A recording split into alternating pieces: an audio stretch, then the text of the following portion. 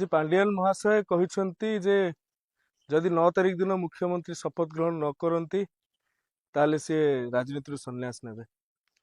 ଗୋଟେ କଥା ଆଜ୍ଞା ମୁଁ କହୁଛି, ଆପଣ କହିଥିଲେ ଜୀବନର ଶେଷ ବିନ୍ଦୁ ଯାଏଁ ଆପଣ ଓଡ଼ିଶାବାସୀଙ୍କ ସେବାରେ ରହିବେ। ଯଦି ଓଡ଼ିଶାବାସୀଙ୍କ ସେବାରେ ରହିବେ ତେବେ ନ ଜିତିଲେ କାହିଁ ରାଜନୀତି ଛାଡ଼ିବେ, କାହିଁ ସେବା କରିବେ ନାହିଁ? ମୁଁ ତ ଆଜି କହୁଛି, ମୁଁ ଧାମନଗରରେ ଜିତେଇକି ହାରେ ମୁଁ ଲୋକଙ୍କ ସହିତ ରହିବି, ରାଜନୀତିରୁ ସନ୍ନ୍ୟାସ ନେବା କଥା କହିବି ନାହିଁ। ତେଣୁ ଆପଣ ଯୋଉ କଥାଟା କହୁଛନ୍ତି ଏ ଆଜ୍ଞା ଏକ ପଳାୟନ ପନ୍ଥୀର ସୂଚନା। ଆପଣ ବି ଜାଣି ସାରିଲେଣି ଆଗାମୀ ଦିନରେ ଭାରତୀୟ ଜନତା ପାର୍ଟି ଓଡ଼ିଶାରେ ସରକାର କରୁଛି, ଆପଣ ଏଠି ରହିପାରୁନାହାନ୍ତି। ଏବଂ ଆପଣଙ୍କର ଆଜ୍ଞା ଦିଟା ଘର, ଆମର ଗୋଟେ ଘର, ଆମ ଘର ଓଡ଼ିଶା, ଆମେ ଅଲଗା ରାଜ୍ୟକୁ ଯାଇପାରିବୁନି। ଆପଣଙ୍କର ଦିଟା ଘର, ଆପଣ କହିବେ ମୁଁ ଏଠି ରାଜନୀତି ସନ୍ନ୍ୟାସ ନେବି, ଆପଣଙ୍କ ନିଜ ଘରକୁ ପଳେଇବେ। କିନ୍ତୁ ଆପଣ କଣ ପାଇଁ ଧର୍ମେନ୍ଦ୍ର ଭାଇଙ୍କୁ କହୁଛନ୍ତି? ଧର୍ମେନ୍ଦ୍ର ଭାଇ ବି କୁହନ୍ତୁ ସେ ରାଜନୀତି ସନ୍ନ୍ୟାସ ନେବେ, କାହିଁକି?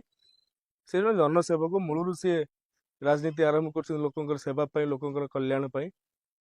ଜିତିବା ହାରିବାଟା କଣ ରାଜନୀତିର ଆଜ୍ଞା ଏକମାତ୍ର ସାର କଥା, ଏକମାତ୍ର ସିଦ୍ଧାନ୍ତ? ସେ କଥା ନୁହେଁ। ଆପଣ ରାଜନୀତିକୁ ଟିକେ ଭଲରେ ବୁଝନ୍ତୁ।